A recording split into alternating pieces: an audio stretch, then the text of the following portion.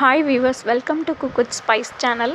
இன்றைக்கி சேனல் என்ன பார்க்க போகிறோன்னா, ஒரு ஹெல்தி ரெசிபி தாங்க பார்க்க போகிறோம். வாழைப்பூ பொரியல் பண்ணுறது எப்படின்னு. அதற்கு தேவையான பொருட்கள் என்னென்னா, ஒரு வாழைப்பூ க்ளீன் பண்ணி எடுத்து வச்சுருக்கிறேன். அப்புறம் தேங்காய் கொஞ்சம் துருவியது நீங்கள் மிக்சியில் போட்டு அரைச்சி எடுத்து வச்சுக்கலாம். பாசிப்பருப்பு கொஞ்சம் வேக வச்சு எடுத்து வச்சுருக்கிறேன். ஸோ ஃபைனலாக வாழைப்பூ பொரியல் டச் இந்த மாதிரி தான் இருக்குது.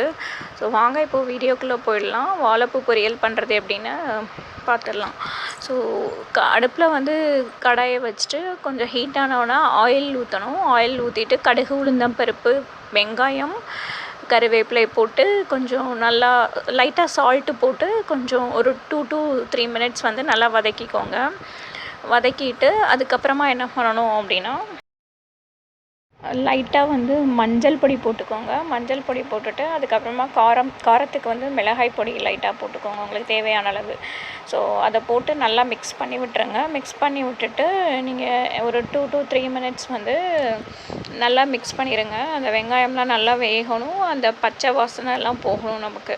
ஸோ அதனால் நல்லா மிக்ஸ் பண்ணி விட்டுருங்க. மிக்ஸ் பண்ணி விட்டுட்டு அதுக்கப்புறமா என்ன பண்ணணும் அப்படின்னா, நம்மளுடைய எடுத்து வச்சுருக்கிற அந்த வாழைப்பூவை நம்ம இதில் எடுத்து போடணும். நல்லா வாஷ் பண்ணிக்கோங்க. வாழைப்பூவை வாஷ் பண்ணிவிட்டு வாழைப்பூ இதில் நம்ம எடுத்து போடணும்.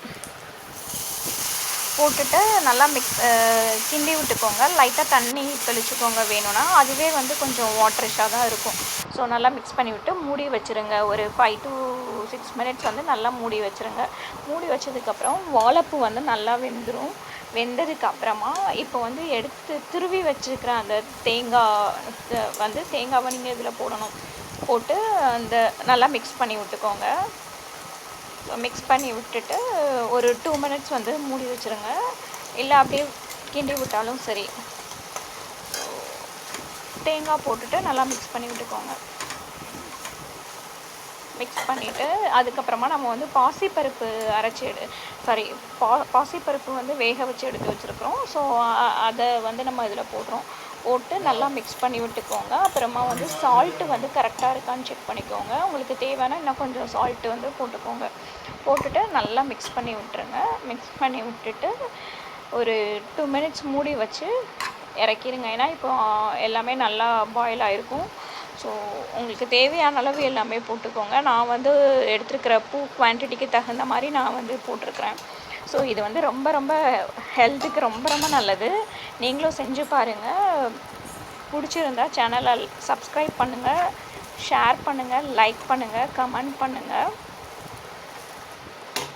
ஸோ இங்கே பாருங்கள், இப்படி தான் இருக்குது. இது ரொம்ப ரொம்ப ஹெல்தி ரெசிபி நமக்கு. ஸோ இதுக்கு நான் இப்போ ஆஃப்டர்நூன் லஞ்சுக்கு கர்ட் ரைஸோட இந்த வாழைப்பூ பொரியல் வச்சு சாப்பிட போகிறேன் நான். ஸோ இது ரொம்ப நல்லாயிருக்கும், செஞ்சு பாருங்கள். தேங்க்யூ வீவர்ஸ், பாய்.